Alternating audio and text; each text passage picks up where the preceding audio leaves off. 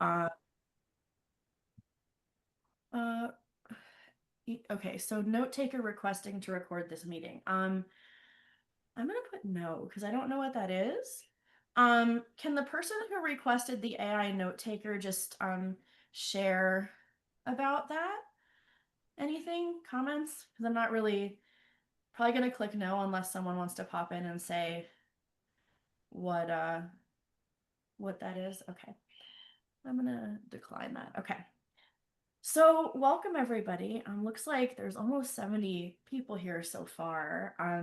We are in typical Jewish Standard Time fashion. We're gonna let folks trickle in for another few minutes, and so at 5 after we're gonna start the official program. And this way, you guys can hear a little bit about what's going on with the Jewish Therapist Collective, and also the folks that stumble in a couple minutes late aren't going to miss anything really lovely. So we have a wonderful event for you today. Carol Cox and Dana Marlowe. I'm going to pin them in a couple minutes, but if you two want to just wave to everybody so we know whose work we're celebrating right now. It's really an honor for them to be here. And I also want to thank Annette Poisner. I don't know if you want to give everybody a quick wave. I see you, the beautiful blue. Um, Annette is the most incredible leader and networker. And when she brought when she brought this book to our attention, we were really excited to be able to host this event.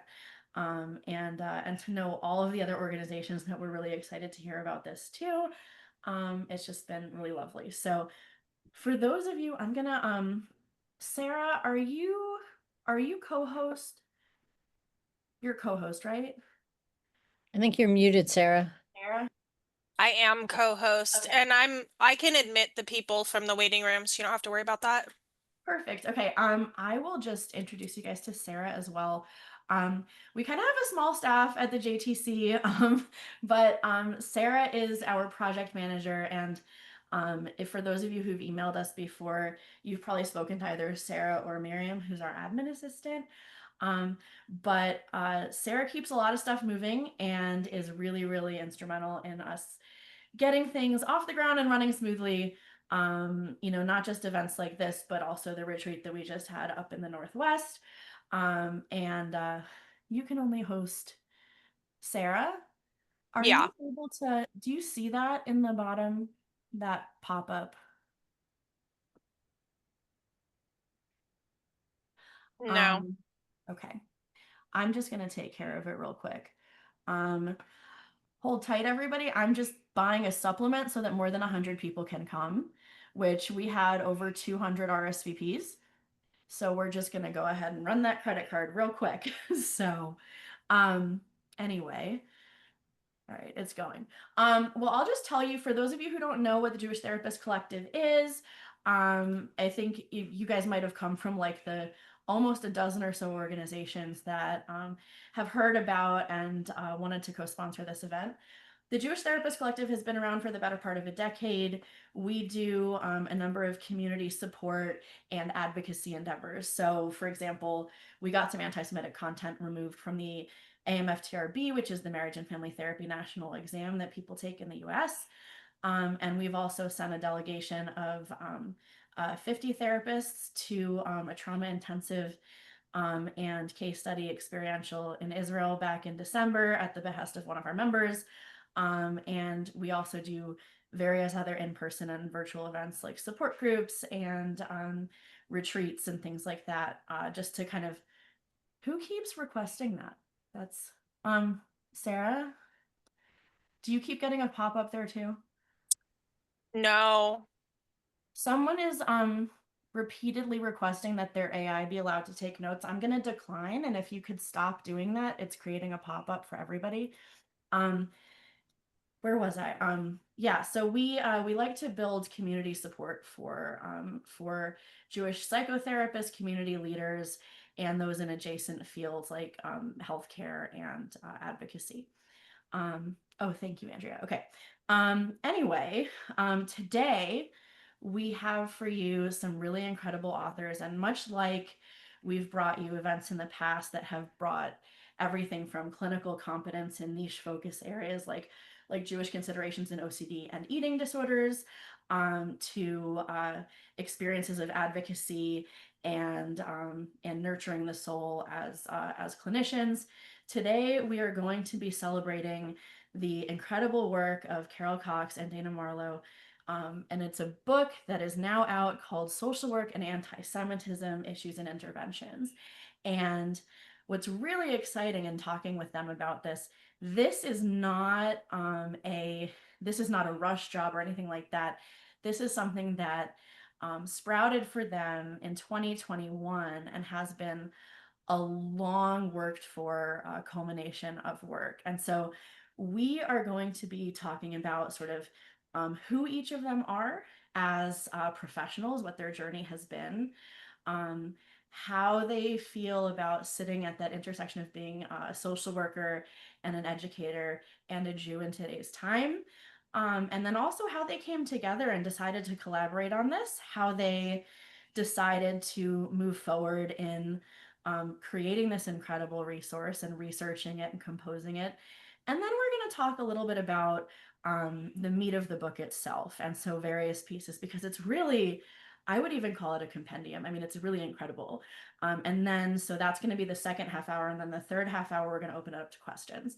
So for those of you who can only stay for the hour, or anybody who knows someone who couldn't make it today, we will have the recording available as well.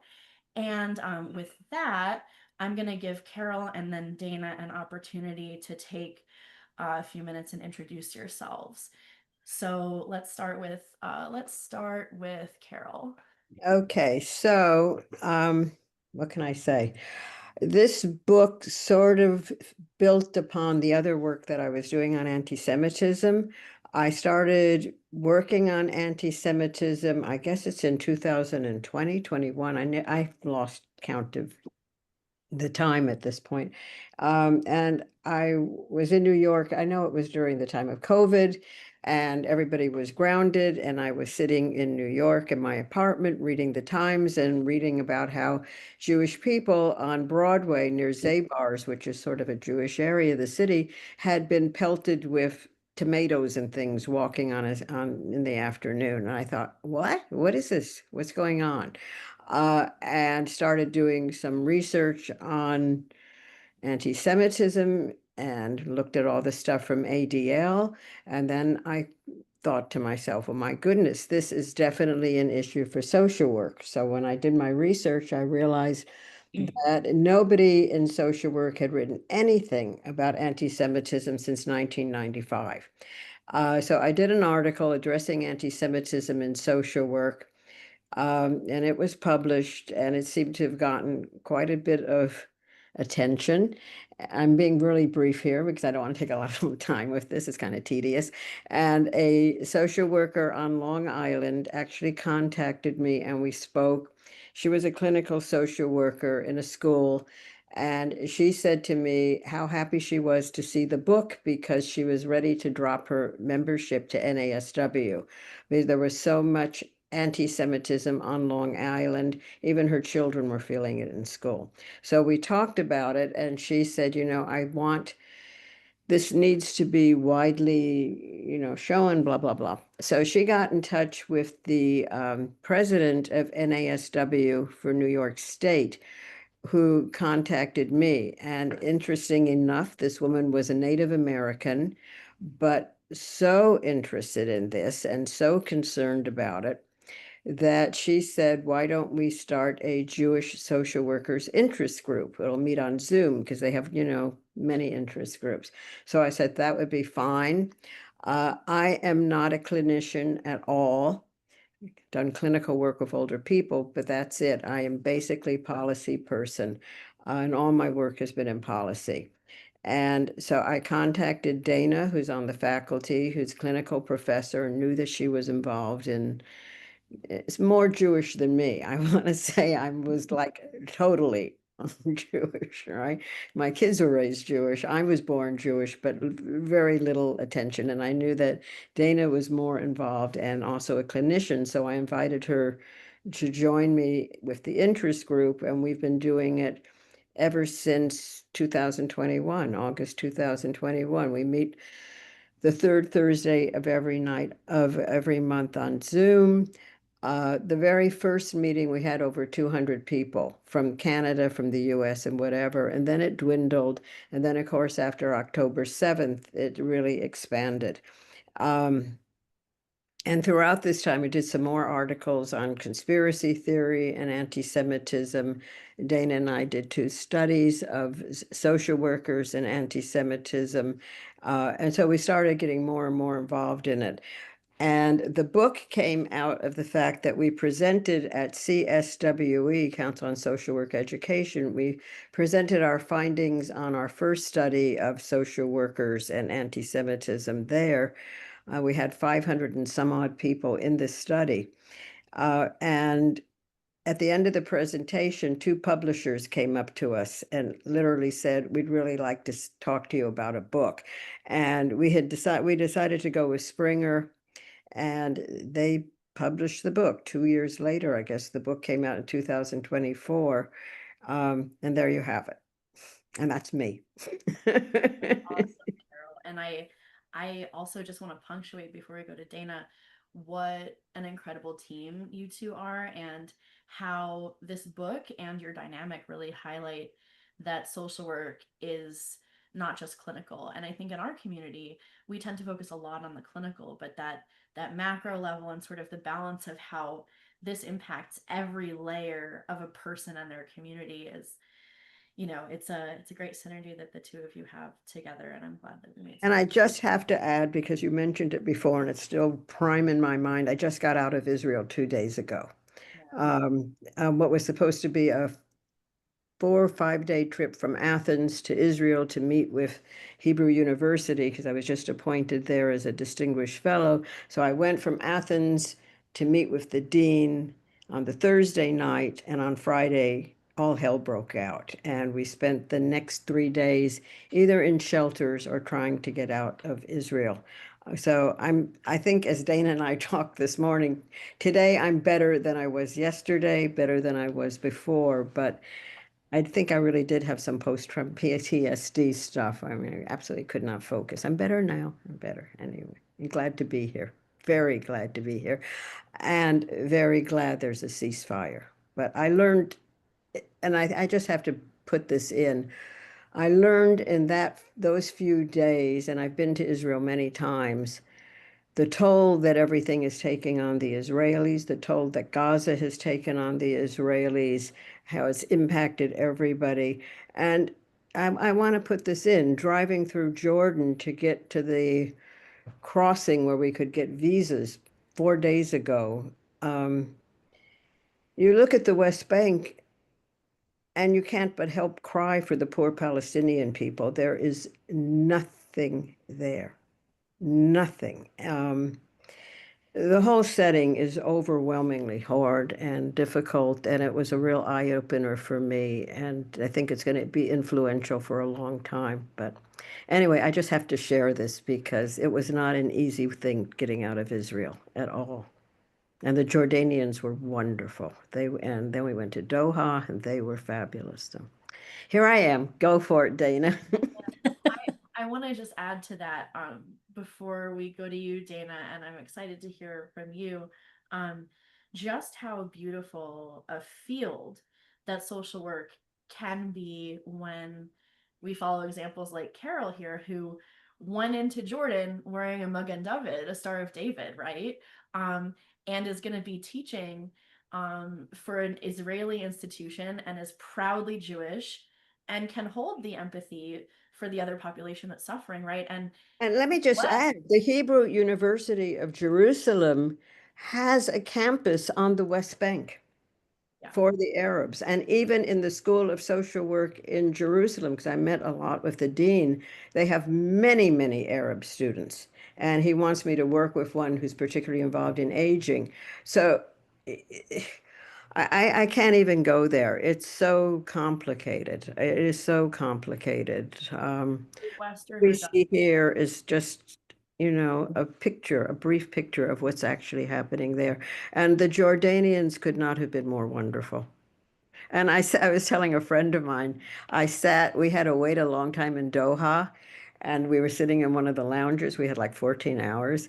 And on my iPhone, I brought up Jerusalem the Gold, which always brings me to tears. And I played it as loud as I could, and people just came around and smiled. And they were not Israeli or Jewish. So, it's just a different perspective one gets. So, anyway, go on, Dana, please. No, it's fine. I like hearing it. So, Things you get. so I'm Dana Marlowe. And first, thank you everyone for having us. Thank you to the Jewish Therapist Collective and of course to Annette Poisner for really working to get this going and for everyone involved. But as Carol said, I got involved in about 2021. I actually came to Fordham as a policy professor, and I was a hospital administrator at that time. And about 7 years ago, I decided I wanted to go back to being a clinician. So I worked towards doing that. Just to kind of give you some of my background, focused on trauma treatment. I'm EMDR trained. And so I'm not only in academia, but I have a small private practice, which I love. So, and I grew up in Rockland County, in Muncie, and I really had not experienced anti-Semitism because I was living in an environment with all Jewish people. I mean, that's just the reality. I was very sheltered. Um, Obviously, I knew about anti-Semitism and felt passionate about fighting it, but hadn't really hit me as personally, which I feel very lucky for. And Carol reached out to me in 2021 and said, "Do you want to do this?" And I said, "Sure." Really not knowing what I was getting into. And I was just, first of all, so glad Carol brought me on to work on this because I think it's essential. But I remember that first meeting we had with over 200 people, and I could not believe the stories we were hearing, that there was so much anti-Semitism in social work. And it really kind of blew my mind because we are a profession that focuses on positionality, intersectionality, social justice. And it was really shocking. And when Carol and I did our first survey, and she referred to that, and we got over 500 responses, I do some qualitative research and I've never received so many qualitative responses. We had pages, literally pages of people who are writing stories of how they experienced anti-Semitism in our profession, whether it was in school. One person wrote they had never experienced anti-Semitism until their MSW program. And we really became very educated on this. It really opened up so much. And we started all this before October 7th. And then October 7th hit and everything really got worse. Started rewriting. Yes, right. And just to backtrack, Carol was unable to join me, but I was invited, or was accepted. I presented at an NASW national conference in DC right before we presented to CSWE. And the room was overflowing with people because I think people wanted to talk about anti-Semitism.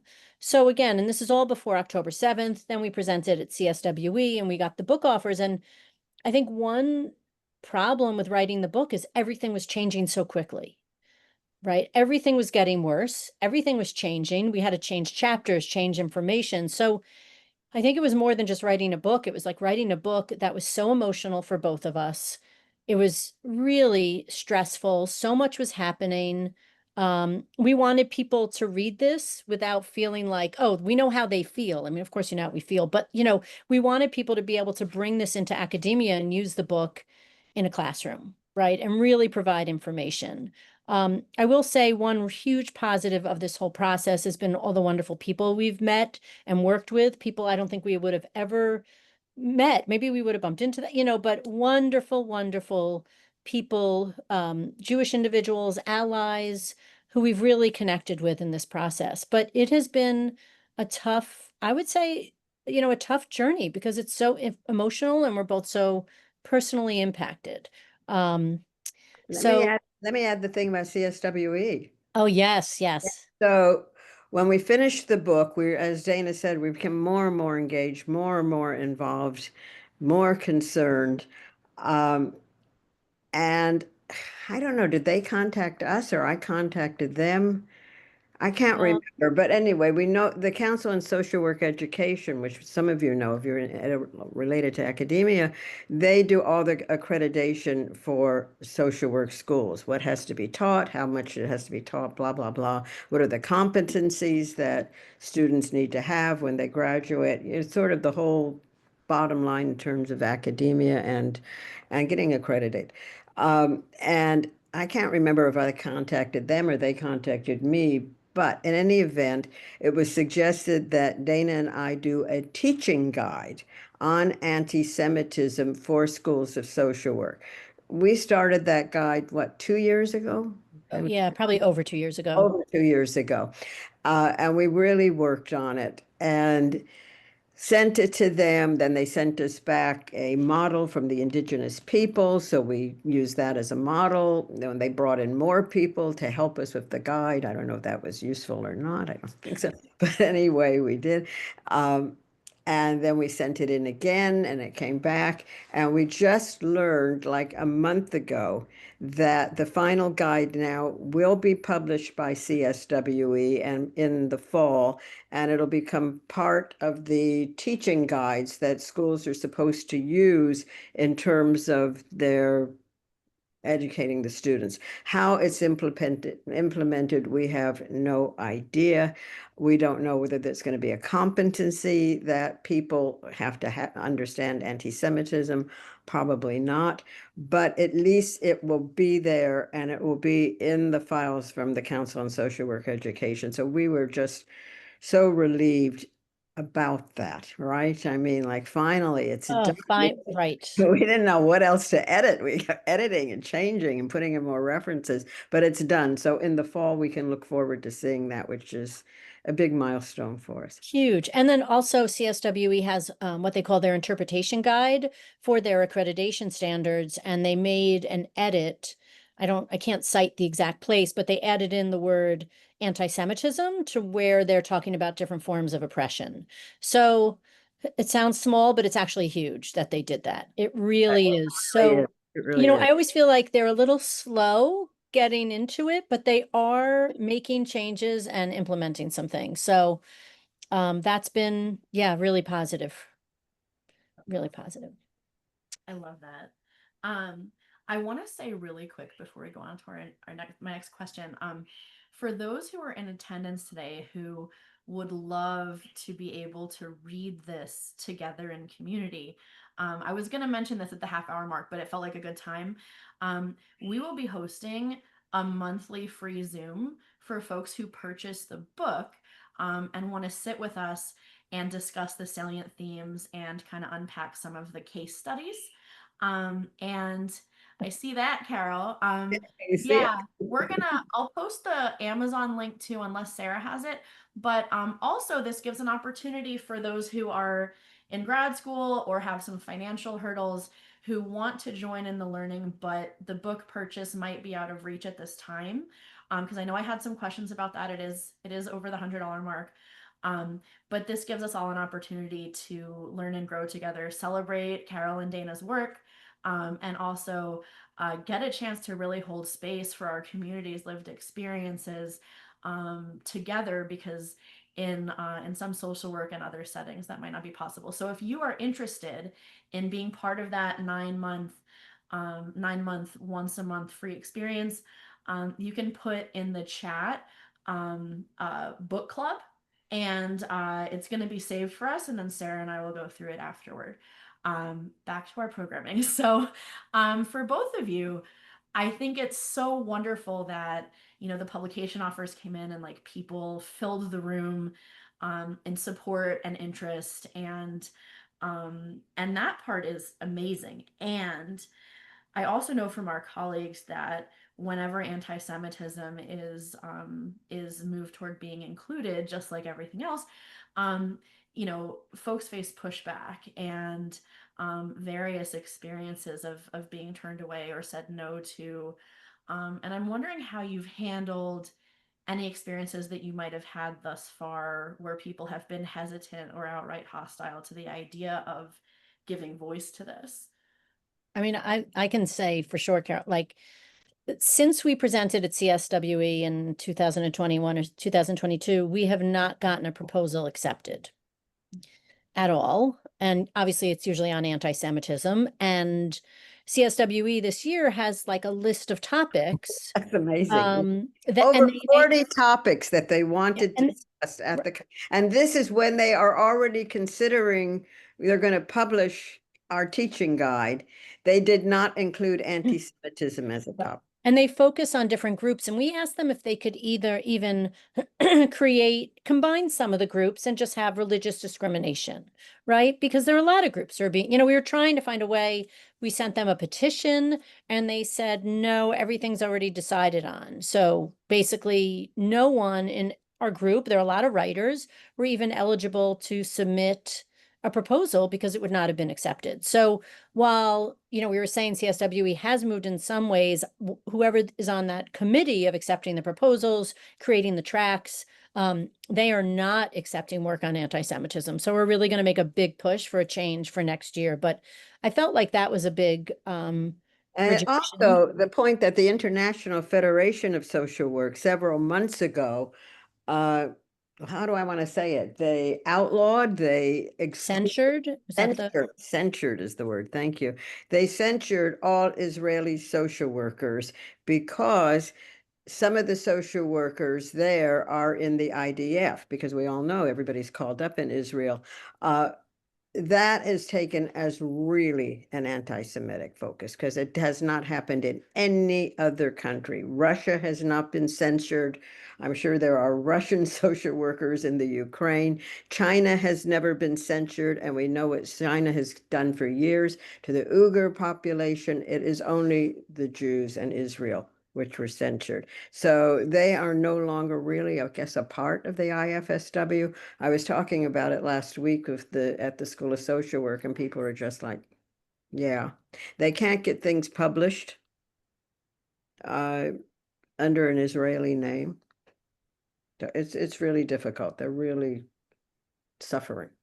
Yes. And I would say the last form of rejection, Carol and I have been scheduled in maybe December 2023, just to do a presentation through NASW on anti-Semitism. And the state had accepted this, state NASW, and national came down and canceled it and said, it was too risky, that we might not be safe. So a few months later, I saw one of my friends and colleagues was presenting on Islamophobia. So I contacted NASW state again, and New York State, because they've been very supportive, and they rescheduled us immediately. Yeah. So that we I found mean, as that, much as we sort of can't stand NASW in a sense, New York State has been wonderful. yes, they They've have. changed directors while we're there. The new director came on about a year ago. She's just fabulous. She's so supportive continually. So we can't speak for national. I don't know what goes on at national, but that's a problem. Right. That's a Right. problem. But I think what Carol and I have really worked to do is find our allies within these larger organizations, because they will try to help us, and they're wonderful, and that's really important. Maybe it's easier to make change while you are in the organization than from the without, right? Yeah. I don't know. We still trying to understand what's happening in NASW. It's I think you two bring up a really good point about finding the allies, because the hostile voices are often the loudest and most noticeable because they're the most caustic, right? And then we've got allies who need an invitation to step up, and then, potential allies who might need a little bit more support than that to know that they're needed. And the parallel, like what you said, Carol, is pretty universal about looking for folks and kind of being within a community in order to see something happen. Because we see this in APA too. And even just the contrast between APA being a hostile space, whereas the American Psychological Foundation, which has very generously supported the JCMHI free support groups, and all of the work that they've been doing with research, they've been really supportive. And so sometimes, we face the adversity and then we just keep walking forward and keep digging and keep finding those connections, and they're there. And I'm glad that you two have found it and have named it, and that there's a support in New York too. New York is great. Yeah, they have been. I mean, they've been hosting the interest group for us since 2021 consistently. Yeah. Yeah. So let's shift into the components of the book, because I think people really kind of want to know, the what's gone into this recipe. And I guess first, before we go into each of the elements of it. What was your writing process like? How did the iterative process work for you? Who wrote, who edited? How did you go back and forth to create this? So I wrote basically all the macro stuff. Dana focused on the clinical chapters. I did the rest of it. I write a lot. I have to say, without humbly say, I do write a lot. And this is like She's a great writer. yeah, this is my 10th book. So when I sit down to write, it just sort of flows. And I knew what needed to be said. It starts with the history of anti-Semitism.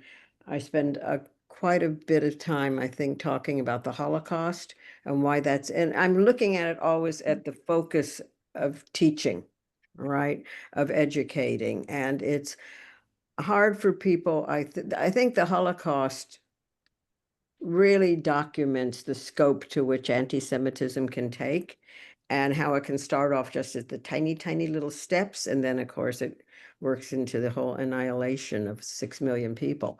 But I looked at that as sort of, this is where we are. It's so easy to ignore what's happening and not look at what the outcome could be. So there's a lot about the Holocaust and Dana's done a wonderful job with studying Holocaust survivors and how, for instance, October 7th impacted them. So, we had the background.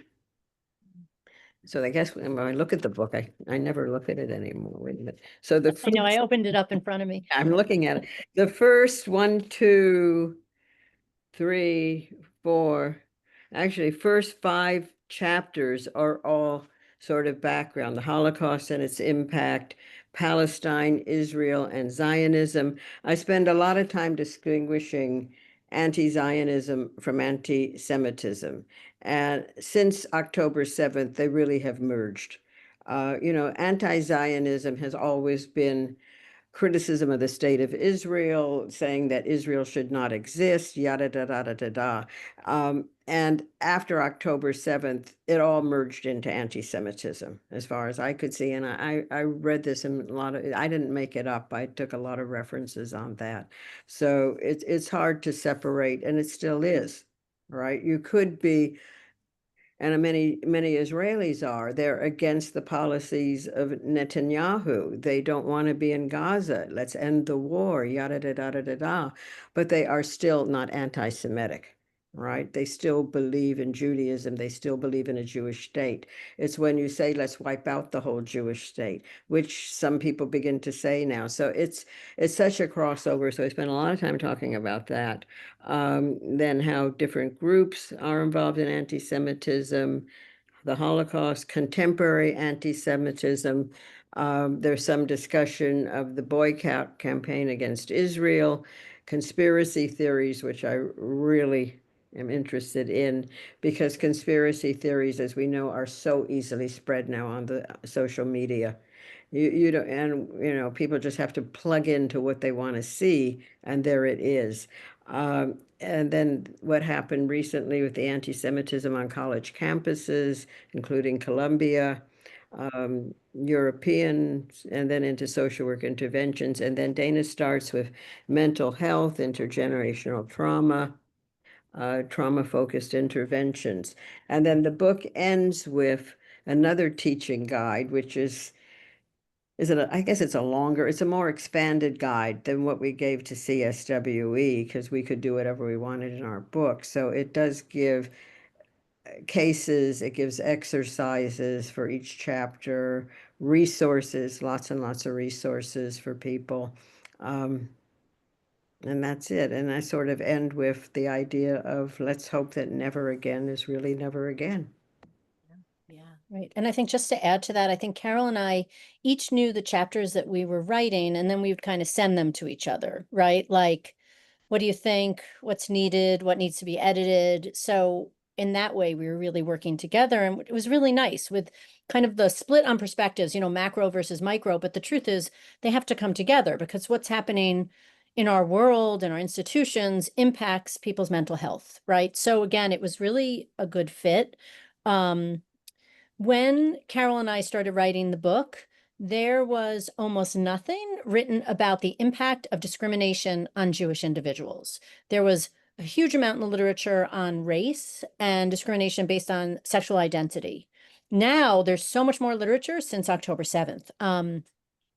So it was kind of like, okay, how do I write this chapter when the information isn't really out there? So that was definitely really interesting. And as I was writing, and that's why I think it was so challenging, more and more information was coming up.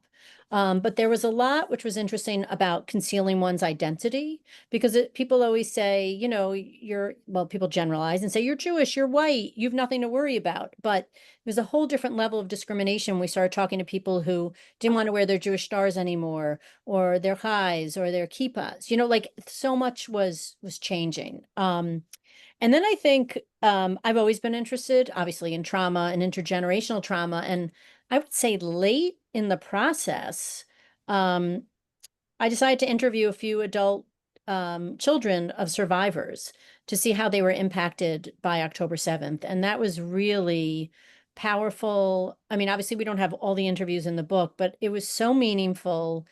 And I always look for meaning making, right? Like when you pick up this book, let's hear some voices from people also, not just the authors. So I really felt like that had an impact. And then many clinicians were reaching out about, you know, I do CBT, I do EMDR, like what do I do now? How do I make adjustments? And so we really tried to emphasize that, right? Like for everyone using evidence-based practices, which I'm a huge advocate of, how can we make adjustments to these treatments to really be effective with people impacted by anti-Semitism. So that was definitely, it was hard. It was a process. We talked to a lot of professionals, talked a lot to the Institute on Trauma-Informed Care in Buffalo, talked to self-care in New York City, which is part of DeRote. I think we learned more and more. So it wasn't only, you know, I would say talking to the individuals and talking to the agencies made a huge difference also. Let Oh, me just add to that one thing. You I made know we me have so much to say. Yeah. you made me one thing. Dana mentioned earlier the qualitative part of our surveys that we sent out, and we both went through all of this of SPSS and blah blah blah.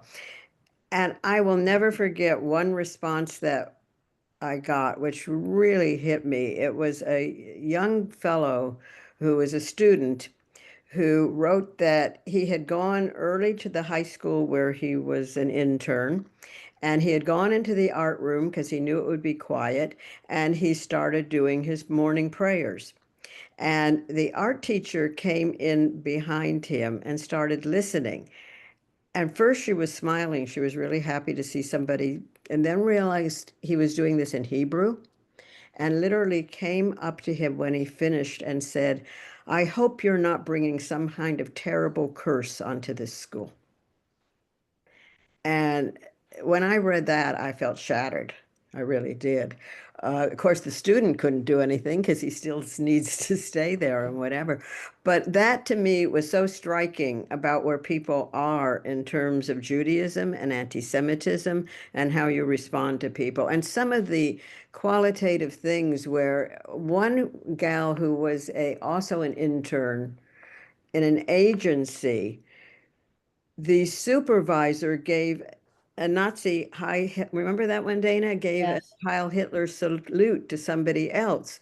And this woman got very upset and they didn't understand why she was upset. And these were professionals. Okay. So the more I think for both of us, reading what was going on among students and among the profession was just so eye-opening. And it really demanded that the book be written. I mean, the first sentence I think I have in the book is, this is a book that never should have had to be written. Because who would have thought in 2024, 2023, that this was so immense. It was so overpowering. It just didn't occur to us. So, Right. And I also feel like, you know, when you do research, it has to be applied to the real world. It has to make a difference. And I think Carol and I really believed we have all this information, like we need to do something with it, not for ourselves, but for everyone, right? So, you know, a lot of people have told me in academia, like they've requested that the book be purchased by their library, right? Like let it be used for classes. So just some kind of resource that can be helpful to people. course, we have no idea of knowing how much it's ever going to be used. I was No, impressed. no idea. No, I mean, we have faculty at Fordham who sort of look at anti-Semitism and go, all right, whatever. Uh, so, how many people are going to have this on their reading list? Who knows? Who knows? Right. But it had to be out there for that chance to be taken, right? Yeah. Now, I want to ask you too about when you kind of set the foundation in the book in that chapter one, and you kind of, draw the working premise that we should be looking through a human rights lens. How did you decide to go that way, and kind of what precedents kind of inspired that or set the tone for that to be a natural fit for anti-Semitism? That was easy. I was teaching human rights for quite a while. I chair policy at Fordham. Uh, Social work is a human rights profession. It's striving to overcome all oppression, right? That's it. Working for social justice in the community. It can't ignore anti-Semitism. It picked up racism, it picked up LGBTQ, the trans population, all of these other isms are part of social work. They're in all our curriculum. Anti-Semitism is not. Okay, it's not. How can you ignore what is happening? You can't. I mean, people say, well, it's only 2% of the population, blah, blah, blah, blah, blah. It doesn't matter. It's a very vivid, very striking oppression. I mean, in New York, we've seen Jewish people in Borough Park, which is the very Jewish community in Brooklyn, hit, beaten up, coming out of the yeshivas, all of these kinds of things. The police are involved. We now have in all the synagogues in New York, there are Friday night, there are police outside of the synagogue. In Manhattan, I live across the street from the Center for Jewish History. There are always police out there. How can you not say there's oppression? Why is it you go, and I'm sure many of you have seen this, when you go in for high holiday services, the rabbis start with, and I need to let you know where the escape route is. To me, that's oppression. That should not be happening in the United States of America. But it's been ignored, and it's ignored by social work. So, for the bottom line is, how do you ignore this? If the profession is working for justice, yada da da da da, but not for Jewish people. I mean, that to me is a no-brainer. I just. Right. And then I think it brings up the issue in all these helping professions, like, why are we suddenly choosing to use our own values, our own views in terms of who we're going to treat and what we're going to tell them? I mean, I feel like so much has changed. And obviously, Carol and I really see it in social work where people are really saying, well, I mean, we've heard things like, if you're not, if you're a Zionist, I won't see you. I know there was a professor we worked with who was in Colorado, and she said she had an MSW student say, if my clients aren't pro-Hamas, I won't see them. I'm like, pro-Hamas? Like this is what people are saying. Like, and I feel like, we all have clients who come to us and we don't agree with their views, but that doesn't matter. So, I mean, I think what we're seeing, it just, and then it goes to human rights. People have a right to treatment. They have a right for all these things, and it really hits or parallels with anti-Semitism. Yeah, definitely. I want to go back to something that you had said before about your research process and how there wasn't much before October 7th, and then things started happening quickly. And we've had that theme kind of come up in our clinical sit down events. So like in the OCD event and the eating disorder event, it was named both times that there hasn't really been much specifically about how Jews experience things. And yet, that paradox where many of us founded the fields, right? And I know, Carol, when you and I have spoken before, you mentioned how there were so many incredible, innovative, wonderful Jewish leaders that sort of, started that torch at the beginning of the field. And I'm wondering what your thoughts might be as to the speculation as to the reason for that, why we're so involved in creating things and serving, but when it comes to Jewish visibility on the patient side or the society member side in our research, it's just bereft. Well, if you want to know the bottom line, I think the profession has become anti-Semitic. I think that they are very much very much focused on race, which certainly needs a focus. We know what's gone on in this country for years and years and years, but focusing on one group should not negate focusing on another group. That's the bottom line. I don't see why there needs to be, let's ignore the Jews. And we hear it all the time. Dana and I have heard it even at Fordham. Well, you're white, you're privileged, constantly. And I'm sure many of you have heard it. You're not a special group. You're white, you're privileged, blah, blah, blah. All right. So it's looked on maybe by the major part of society that it's not an issue. Whatever happens, happens. I really fear that with what's going on in Israel now, there's going to be another upsurge in anti-Semitism because people are going to say, well, why are we supporting Israel? Why do we care what's happening to the Jews in Israel? They've brought it on themselves. I'm just sure there's going to be another outpouring of anti-Semitism. Not that it ever goes away. Yeah, But I don't know. And I do wonder who's anti-Semitic in the profession, that they just don't care. But I also think when you're in a social work class and it's about oppression and you're Jewish and you want to talk about anti-Semitism and you're shut down by your faculty, Totally. it is so discouraging. And let's say you finish your you finish your MSW, you're not then going to encourage other people to become social workers who are Jewish because of your negative experience. Right. So I don't know if I would encourage a Jewish person to become a social worker at this point. I think that's very scary. So, there's that also. I don't think we're bringing people into the field the way we had because of the discrimination. And when I started social work years ago, there were so many Jewish social work deans of schools. When I went to VCU, I had a Jewish dean. When I went and did my doctorate at Maryland, I had a Jewish dean. They were really important people in the profession. I have no idea how many Jewish deans there are now. Right? And deans always have a big input in a university, in a school of social work. There's no question. So if it's not important, this is what, we don't even know, with all the work we've done, we have no idea how much it's going to be incorporated into the curriculum. Even if CSWE says, here's the guide, blah, blah, blah. I mean, they have a guide on Native Americans. How many people, or indigenous populations, they call it.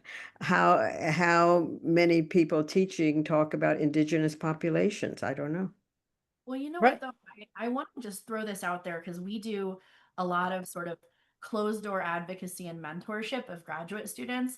And you're sitting there thinking, well, how much will this be used? But from the grad students and the early career professionals who want something to cling to, the validation in that teaching guide alone, plus being able to cradle it in their proverbial arms, and then being able to bring it in as part of their self-advocacy and community advocacy is tremendous. Whether they hit barriers to it being implemented or not, just having it and knowing that they are seen and that this has been composed for them, um you know it it's a way of saying to people they're not alone. So I don't want you to think it's not going to get used. It's definitely going to at least be used in that space, and probably by extrapolation, by the professors who just needed that tool in order to move from tolerance to allyship. So, I mean, thank you for it.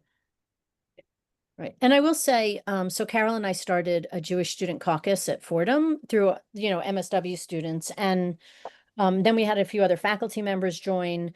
And it's not a huge group, but it's all about building community. And we feel like we're trying to make these or encourage these students to feel proud of social work, right? And to try to bring that gift back to them as opposed to seeing all the negativity. But I do think that schools need to do that for that reason.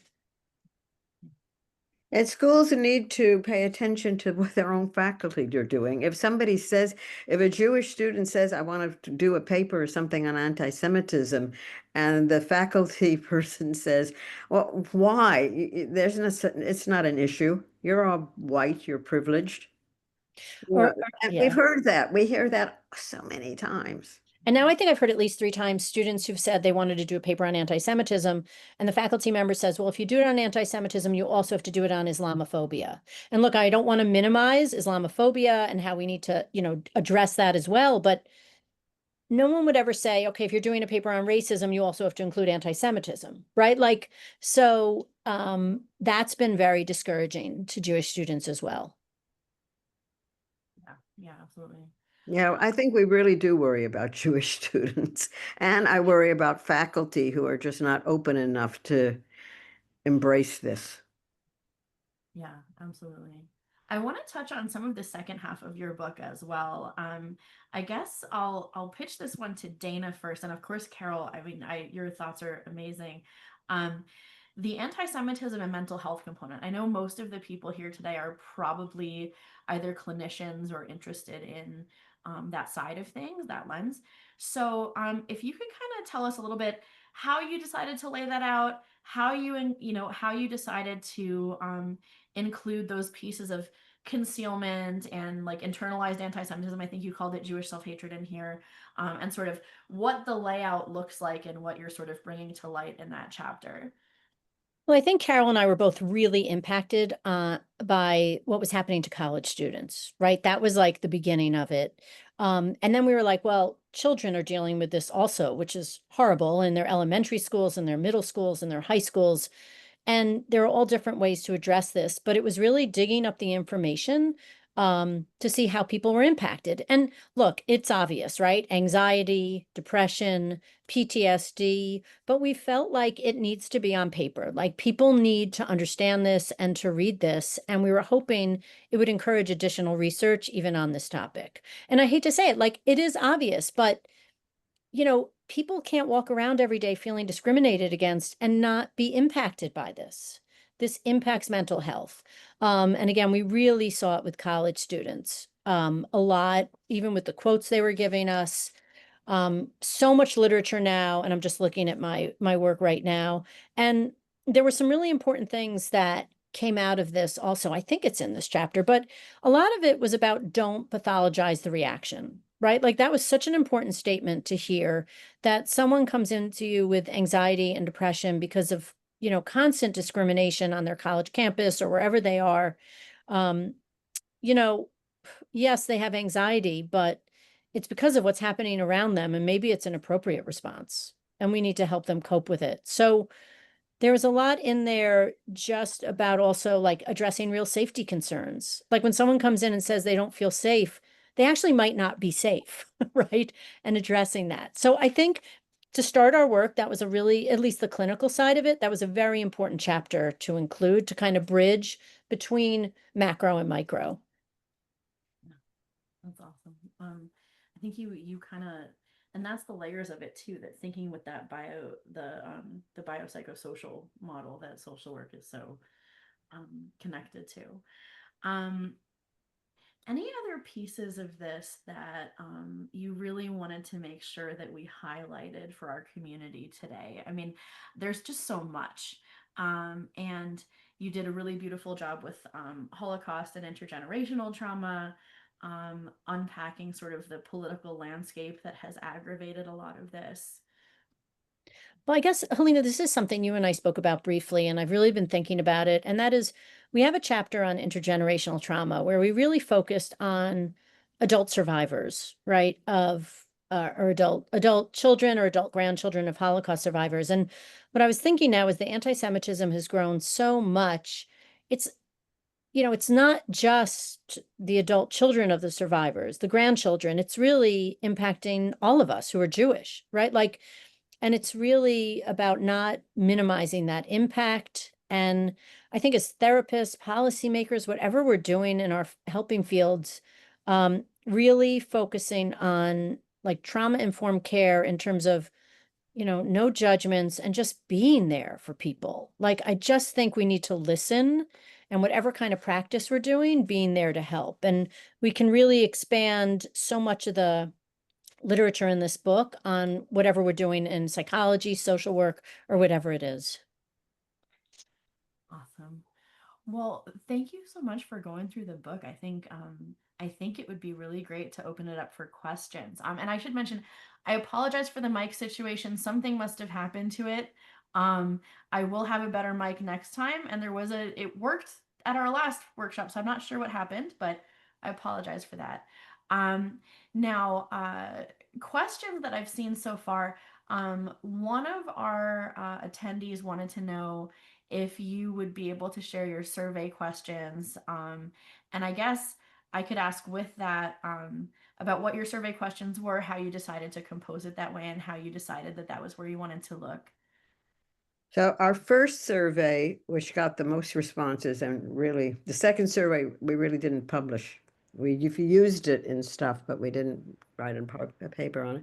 Really looked at people's experience. It was put on totally anonymous. We put it on many, many sites, on the NASW site, on the listservs, whatever. And as I said, in about 3 months, 4 months, we had over 515 responses, something like that. Totally anonymous. And it asked questions. I haven't looked at the survey in a while. I know, I haven't either. Asked about your background, how long you'd been in social work, whether you were a student, an academic, yada da da da. And basically looked at experiences with anti-Semitism. Have you ever experienced anti-Semitism in the community, at work, blah, blah, blah, and had them in the qualitative bit to describe it, what happened to them, how it was resolved or whatever. One of the things that was really interesting was we had 31%, this I definitely remember, 31% of the respondents were not Jewish. And there were 2 questions. How big of a problem do you think anti-Semitism is in a community? And should social work education be doing more about anti-Semitism? And we divided it up to do chi-squares and differences between the 2 groups. And what really struck out, there was no difference between the non-Jewish and the Jewish respondents. They all felt it was a major problem in the community and that the profession should be doing more about it. Now, of course, there's a bias because I would assume that the non-Jewish people were already involved with anti-Semitism and concerned, or they wouldn't bother to answer. But the fact that, or they wouldn't bother to do the questionnaires, right? But the fact that it was significant, highly significant, 0.01 for both groups said a lot. And we put that into the paper to say, hey, social work, get on with it. This is a pressing problem. But, to what avail? And I know more people were interested in the questions. Helena, we could get you our 2 articles to share. Oh, that would be so Well, And we that didn't way it get a has second article, And did we? anything you want or to one send, article. Yeah. we will send everything out so that people don't need to worry about pasting it from the chat. We'll send out resources for everyone who registered as well. So you guys don't need to worry about the cut and paste. I know it's weird on Zoom. I mean, our second questionnaire, I remember, Dana, was after October 7th. It was after October 7th. Was Yeah. really looking at the changes and the responses. We didn't get as many responses, and they were virtually the same as the first. It's a very important problem, blah, blah, blah, blah, blah. Right, because it still was a very important problem, so we Right. thought, I think would get more about it, but it was interesting because then in the 3 interviews that we did for the book, we asked people what their reaction was to October 7th, and that's when I mean, it was only 3 people, right? Like, that wasn't research-based. That was really, let's get an idea of what 3 people are feeling, and it was pretty scary what they were feeling. It really was, and they were very honest about it, which I really appreciated their time on that. Let's go to Susan. Oh, you might need to unmute, Susan. Sorry. Oh. Carol, I don't know if I'm remembering this correctly, but didn't you do a survey of faculty in social work quite a whiles back about anti-Semitism, what was covered in like syllabi and course content? Am I remembering that correctly? You might be, but I'm No, I think, but that was part of that article, Carol, that you Yeah. published in 2020. So I don't think it was research, but I think you looked at the Okay. literature. That's right. 'Cause So that must have no, been 'cause the I first one. remember filling out a survey, but Well, then that's okay if it you don't must have been remember. our first one, but I don't remember asking, did we I have any information about what people were? No, we did ask during your MSW program, was content covered on anti-Semitism? So that could be that, Susan. Yeah. Because I remember reviewing all my school syllabi for that. Wow, Oh, thank you. that was it. Yeah. Leslie. Hi, Leslie. Hey, Dana. Hey, Carol. So if I had to, as an academic, if I had to put one chapter of this book or two chapters of this book in my syllabus, what would you guys suggest? Right. I think the first one on human rights, that's my gut, right? What do you think, Carol? That, and I can't get away from the one on the Holocaust because it really shows how anti-Semitism goes step by step, quietly into annihilation. And that's what always worries me, even here. People think, oh, it's not a big deal. It's not a big deal. They didn't think it was a big deal in 1933 in Germany, right? And it became a big deal. That always bothers me. I Yeah. can't get away. I would say for any clinical classes, like any of the 3 clinical chapters, Carol and I purposely put cases in so people can copy those, do whatever they want, and use them in classes, which could help. Okay. Yeah, the So at the end of every chapter are like are so activities. important to understand what people are actually experiencing. Okay. Is there at the end of every chapter is like a discussion or something that they Every can? chapter, there's case studies and exercises. Amazing, amazing, amazing. Okay. We're gonna put it in. Thank you. Lisa. Hi. Thank you so much for doing this book. I recently graduated with my master's in social work from UT Austin. So this is like, you're talking about everything that Jewish students are experiencing. And I'm like, yep, that's me. I did all that. And, you know, there was really so much anti-Israel activity going on that I just felt totally prevented from forming relationships with other students. I'm in my mid 30s, kind of non-traditional, and even the other Jewish students that were in their early 20s, I felt, I noticed one of them stopped wearing her Magen David after October 7th. They didn't want to say anything, supportive of, Israel in any way, and just kind of started blending into the background because they had more of a need to make friends in the program, where I kind of had my own social life outside of it. But really I just go to class and go home. And it was kind of, deadening and miserable in that way. And I guess, do you have any suggestions specifically about how to push back the idea that it's more of an important human rights issue to denounce Israel than to make a place that's welcoming for Jews and Israelis to be in? Because, that's the thing, that was just kind of their bottom line thing of like, well, we've got to denounce Israel. We feel it's our moral imperative to denounce Israel. And I just felt like I had nothing I could say to that without just like completely screaming my head off and losing my cool. So that's why I kept my mouth shut. I mean, the thing, what I've always used as an analogy is I'm an American. I love America. I believe in America. I can't stand Donald Trump.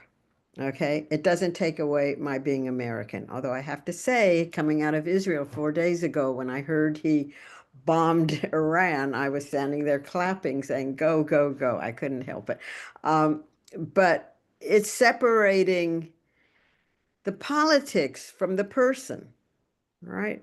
And people don't. They just push everything together and say, "Oh, you're a Jew. You must be this. You're killing everybody in Gaza." I don't like seeing the Gaza people being murdered when they're standing there waiting for aid. I mean, I was really upset a few months ago when they showed a father in Gaza. I'll never forget this. His wife had just had twins in the hospital. He had run home to get something and came back, and the hospital was blowing up. And that just shook me, you know. So, people are people. And somehow I feel like we're losing humanity. And that really hit me last week in Israel and going into Jordan. When we got into the hotel in the afternoon in Jordan, the lady in this little hotel just came and hugged me. And she was wearing all the stuff and everything. And she said, you know, we want you to be happy. And there, when we left, she kissed me goodbye and said, take, you know, stay in touch.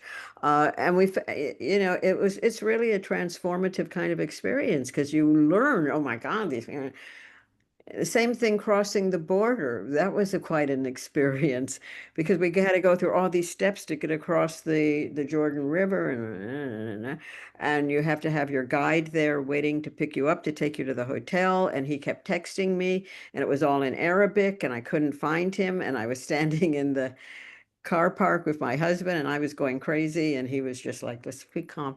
And I found these Jordan policemen walked over and said, what can we do? Broken English. And I showed them the phone, and they got on my iPhone and called this guy and then told me where he was.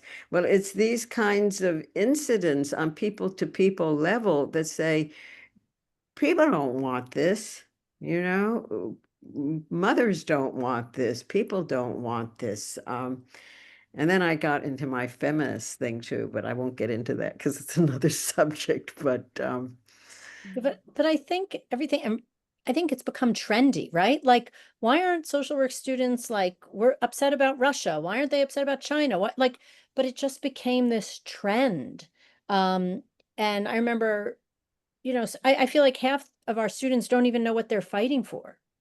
They have no idea. And think it becomes very isolating for students. And I think the only way we addressed it was by building this, you know, Jewish student caucus, because I felt like students said it helped them tolerate a bit more what was going on in class because they knew they had a community to go back and talk to about it. And they didn't have to be, you know, and we decided not to be a political group, right? Like we all met at the Jewish Museum and walked around the museum. We had a Hanukkah party, but the idea was let's bring people together. And I think it's really helped. yeah, people need supports. And unfortunately, people in agencies, practitioners like the one who had to struggle with the Nazi salute, they don't have any support. And we know it's going on. And I really do fear it's going to get worse now before it gets better. I just can't help but think about that. Uh, I don't know how we do this, you know? I'll give you another one that you might not, I guess, know how to do, and I don't know if any of us really know how to do it, but we do it, and I think you guys are doing it well. I'm just gonna clear through a couple of the questions that came through the chat, and then we'll go to Dana. There was kind of a two-parter. There is, you know, how do we stay involved in NASW or whatever your professional organization is, because you guys recommended staying in for it, and how do we assess whether our local chapter, community, whatever, is safe, affirming, etc., and how do we find that professional community as Jews that either is also Jewish or understands and empathizes?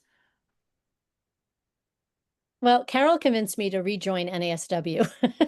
I was all set to drop my membership. But the truth is, New York State NASW has supported us. And, you know, I was like, all right, you know, that's a good reason. And I also feel like you have to be at the table if we're going to advocate. Like you just do. And I wouldn't know everything that was going on. We have people on this call right now who make all these amazing posts in the NASW forum, and they're fighting with people and they're making their point and they're so powerful.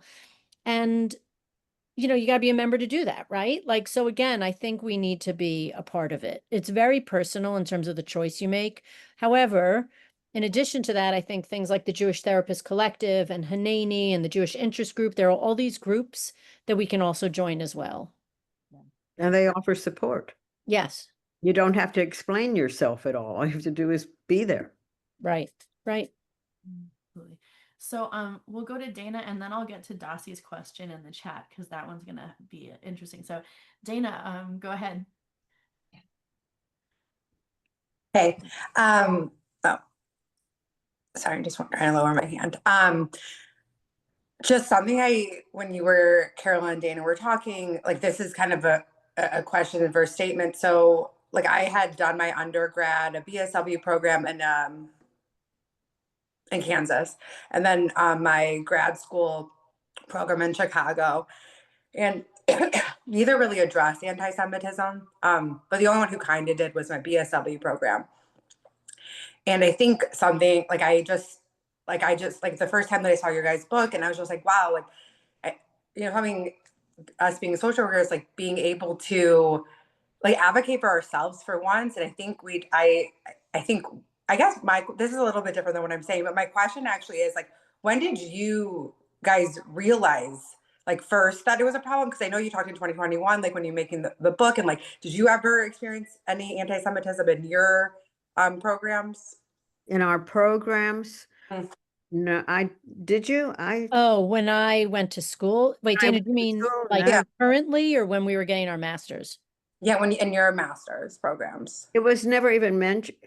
No, it wasn't And mentioned. I did my master's at VCU, and as I said, the dean was Jewish, a lot of the Yeah. faculty were Jewish. It was never even an issue.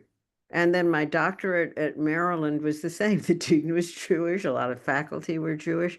It wasn't the same. Yeah, the language is like so different now, and I think the word like when It's so someone different. like the word So different. oppressed. And Someone asked me about let me tell oppression. you, Yeah, Dana, we have Jewish faculty who are walking around with the Free Palestine stuff. They're Jewish faculty. Okay. That's New York. All right.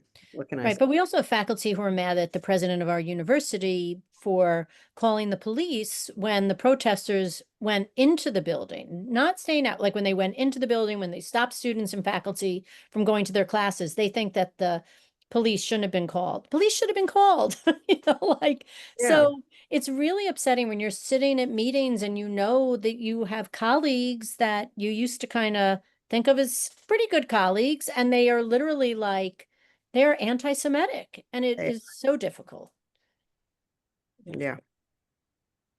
So, I mean, what can you say? Anti-Semitism is just always there. I look at it as sort of when anything is going wrong about anything in society, you can target the Jews. And that's what's happening again. It's the Jews' fault. What was it, during COVID? Marjorie Taylor Greene said that the Jews caught COVID with their lasers or something so that more people would go to medical help and all that kind of stuff. I mean, all this nonsense, but people read it, and they read it on social media. There you have it. I mean, it's very pervasive. Dossie had a really good question. Dossie joined us in Israel in December for our Lighting the Way Through Trauma, which is, yeah, I'm glad you're here, Dossie. Her question, and this is really important, what can we, not those in academia, do to promote this book, this effort? My alma mater is Cal State Northridge. I'm happy to reach out to program and do some PR work for you. Not sure how effective it will be, willing to try, open to ideas. I don't know if she's still here or not, but do you have promotional materials that we can pass along in emails? Otherwise, maybe our advocacy council, I don't know if Andrea and Jen are still here, but maybe we can draft up a warm email encouraging programs to at least purchase the book for their social work library. Give us your calls to action to help amplify your work. I think That's Springer interesting. has some, right? Springer had something. Selection code. Yeah. We haven't acted I've on it. already ordered it. Yeah. Yeah, we can contact Springer because they sent us an email with the information. Recently, like a couple Yeah, weeks ago. and Yeah. we can give that to you, Helena or Sarah, to do that. That would be great. And again, I always feel like it's not about us, right? Like it's just about having the book out. Like I can't tell you how many times I like can read it. I was thinking, thank you. I'm building a syllabus and I'm looking for a resource. And so if people don't know what to put in as their resource about anti-Semitism, they're not going to put it in. We need to make it easy for them, that there are all these resources they can choose from, whether it's our book or something else, and they can easily use it in their courses. We need to follow up on that thing from Springer. Yes, we do. Yeah. Writing a note. Yeah, that's awesome. And I guess that was Jody's question because I think her hand's down. Anybody else have anything? You can just hop off mute and ask a question.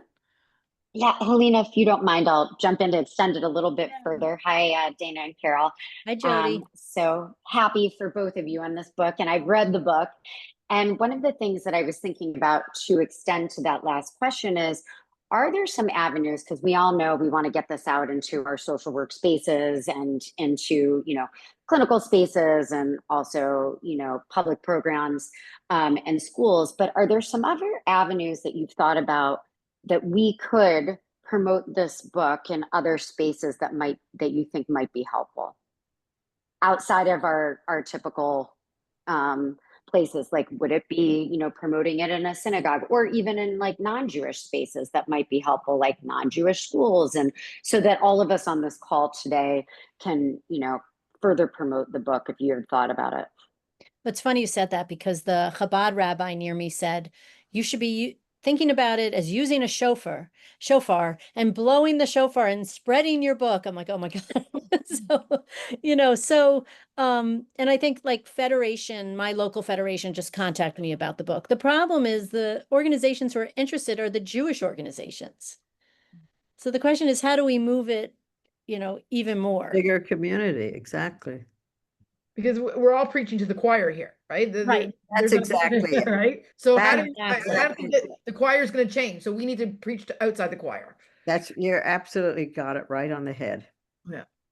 Right. I just want to add, I think we, and then I'll get to Shannon, Shayna.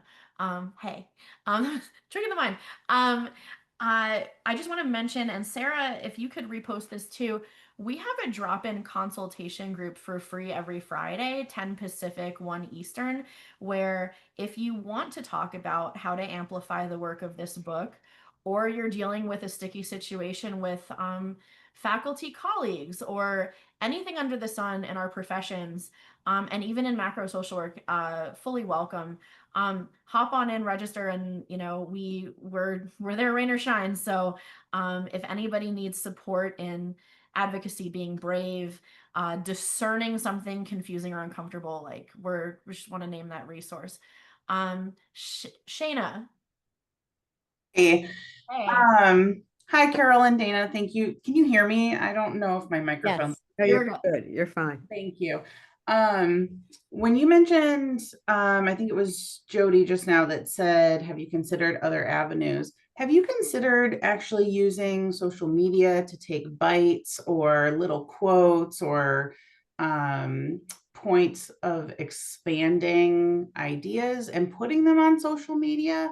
Because you mentioned earlier about how quickly things spread using social media and that we can really get a wider reach. And Dana just put in the comments that she can help. I've been seeing her posts, and that's kind of what I'm just thinking, if we can use some of that to actually get some of these little points to represent little bite size of what your book is, might be helpful. No, that's great thinking. Absolutely. Yeah. I'm not a big user of I just don't. I didn't do a know lot of doom scrolling, so I'm trying to stop. Yes. And Facebook doesn't work because everybody knows what I'm doing on my Facebook groups. So, but I think it's those types of ideas that could help. But the thing is, it shouldn't even only be our book, right? Like so many people are writing and there's so many amazing things right now. So maybe it's finding out how to put these different publications out into the not just within our groups, right? Like pushing them into all other groups. And, and the big issue, of course, is anybody interested besides Jewish people? Sure. And that's what I always find myself facing. We are interested, we are concerned, we are struggling, but, to the rest of the world, we're successful, we're, white, we're privileged, we're wealthy, we're blah, blah, blah. And what's the problem? Right. But I think it's a good idea, Shayna. I really do. Thank you. I think of, because there are a lot of things that I see and that I will share. And when I share it to my stories, for example, I can see who sees it. Whether or not they agree is irrelevant. Whether or not they stay on it for long enough to read it, it's the idea that we can maybe disseminate little things, Cool. at least to get the Definitely word out. Yeah, we're definitely going to talk to Springer again about this. Oh, yeah. Yeah, I think just sort of let that go. Yeah. Thanks for all this work. Thank you. Yeah, well, thanks to all of you though, because I feel like everyone is working on this. Well, and one of the things I want to just add, like for Shayna, one of the things that we always go back to in the JTC about advocacy is that you don't just count your wins based on the success, the quantitative sort of measurable successes at the end about did this book get included, did this course section make, things like that. It's all those other pieces, and so it's not just for the non-Jews who might be amenable to becoming allies, but every time that a Jewish person, especially those newer to the field or feeling alone or who practice rural or whatever it is, when they see works like this, they know that they're not alone and you're doing like real transformative work for their nervous system and all of the people that they're serving too. So, I mean, I know that you know this, but for everybody here, like it's, of course we want more allyship, and just having the resource of your incredible book exist and be disseminated in the world and talked about amplifies the comfort for all of us. Thank you. Yeah, thank you. Anything else that you two would like to share with the group as we wrap up? I know we talked about potentially sharing a case study or how one of the case studies might have come to you. Anything like that, or any other wisdom? I think because I know we don't have a huge amount of time to share the case study, but I will say, we really tried to create cases based on what was going on, right? Like what we saw in academia, what we thought we might see in practice, sharing the cases of the people we interviewed. I think the most important thing is like it's all real, like it's all really happening. These aren't cases that are distant from us. This is really what people are experiencing. So I think, even sharing a case at an agency, having an activity one day, like some kind of in-service, like I think sometimes just lecturing to them about the Holocaust, like yes, includes, you have to give information, but showing what a real case could be in terms of who could come into your office or your school, I think is vital. Yeah.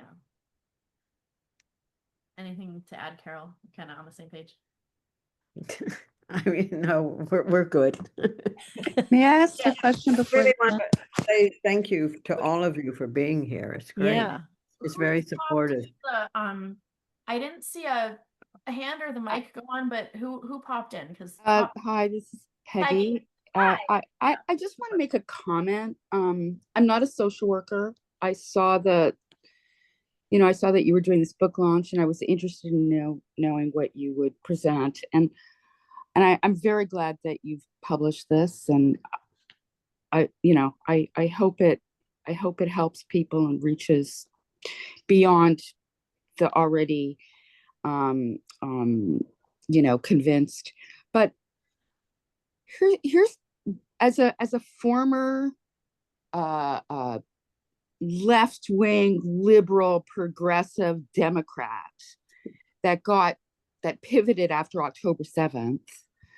I think we need to acknowledge your partisan politics and be more. This is just my opinion, okay? But I think it's the undoing of a lot of good intentions. Is that for example, Trump, who, listen, I lived in New York for 32 years. I know from the inside all the issues with Trump, and yet he has been great on anti-Semitism. The Democrats were terrible. They're supposedly the party of social justice, but as I found with the social justice groups that I used to be active in, it was social justice for everybody but Jews. And I think, Trump also, I understand everybody's problems with him, believe me, but you can hold two ideas in your mind at once, which is that revoking funding for schools that aren't protecting Jewish students should be lauded and is important. And, and things like that, like the supporting Israel is key to supporting Jews in the country and standing up to, the Islamists, including the person who just won the primary in New York, but it's not a foregone conclusion that he's going to be elected.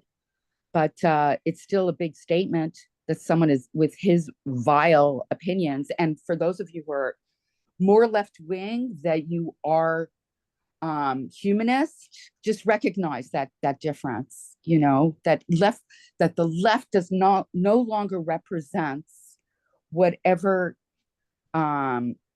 we thought it did when we identified in that direction. Okay, that's it. I mean, I don't want to go into more, but I I want needed to to put that out mention there. the JTC tries really, really hard to be as big of a tent as possible, whether it's observance preferences, political preferences. It's a really, really tough thing to manage. Shayna can tell you, she's on our moderation team in our free Facebook resource group. It's really a lot to make sure everyone feels welcome and supported. And unfortunately, the vote in Congress about anti-Semitism that had two dissenters, one was far, far right, one was far, far left. And it's kind of like that horseshoe theory where if you go to enough of an extreme, it all comes back to a shared hate. And so it's really important that everybody feel welcome, and also that we have a space to But discuss. you're referring to, you know, the extreme ends, right, of the horseshoe. I mean, talking about Mary whatever MTG as representative of anti-Semitism, you know, that's not the biggest part of the story. It's the activism of the left. So I'm sorry to cut you off, Peggy. We've run a group actually in the JTC called Left Behind, which is specifically for folks like you and others who have experienced a lot of disappointment and grief on the left. And there's also opportunity for folks who want to start a support group for folks who identify on the right or in between or whatever it is. It's a big tent space. And so I don't mean to cut you off, but we've got limited real estate here to kind of stay on topic about the subject. And I appreciate your bravery in bringing it up and the broaching of the topic. And we kind of just need to steer it back to the subject at hand. I see we've got a question from Jack. Thank you very much. I'm Jack Klugelmass. I'm from Toronto, and I've been a proud Jewish social worker for 50 years, a graduate of the University of Michigan. My question has to do with group work, and those of you who are group workers may understand what I'm getting at.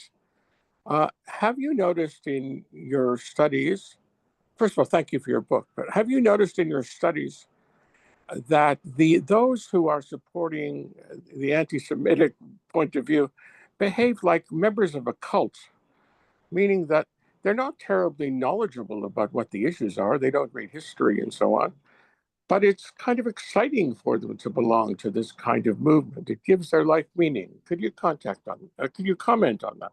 Well, and I think Helena and I had talked about this the other day, that the other thing is they're very confident in their beliefs.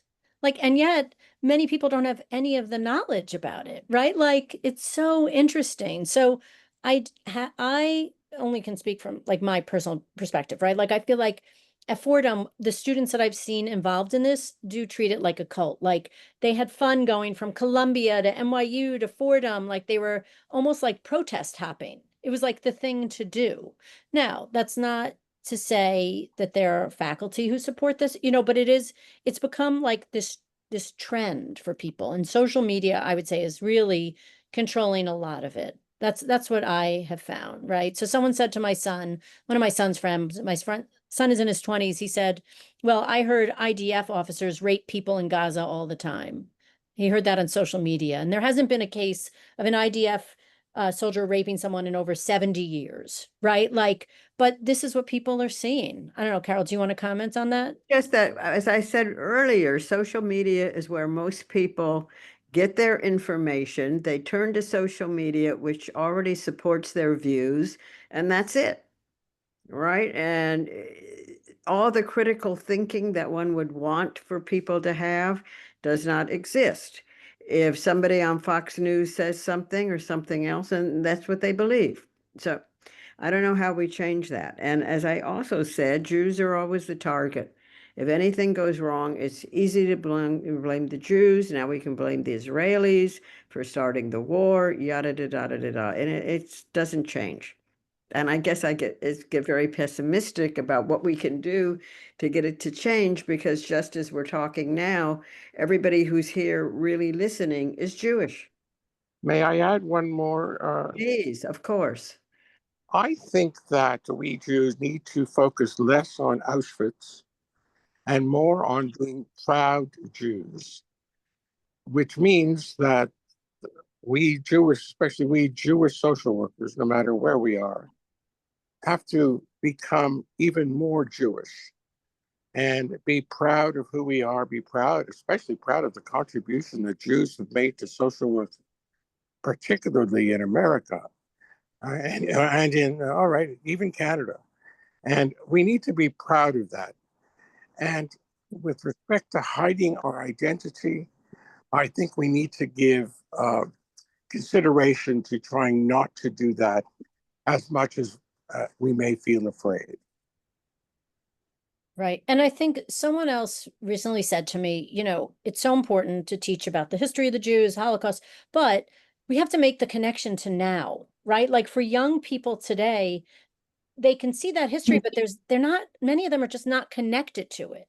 So it's not impacting them the way it may have 20 or 30 years ago, right? And so it's making the connection today and making people understand anti-Semitism today. So maybe our education has to change around that. Yeah, absolutely. Perhaps, and perhaps really quick, Jack, and then we'll just get back to it.